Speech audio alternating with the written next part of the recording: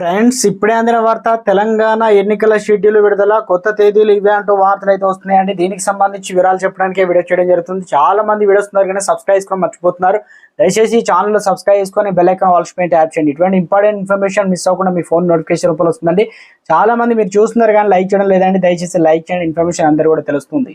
AP Telangana ఎన్నికల schedule పూర్తిగా వివరాలని నోటిఫికేషన్ విడుదలయ్యేది మనకు ఏప్రిల్ 18 తారీఖున. నామినేషన్లు చివరి తేదీ ఏప్రిల్ 25 తారీఖు, నామినేషన్ల స్కూటీని ఏప్రిల్ 26 తారీఖు, నామినేషన్ల విత్డ్రాకు అవకాశం కల్పించింది ఏప్రిల్ 29.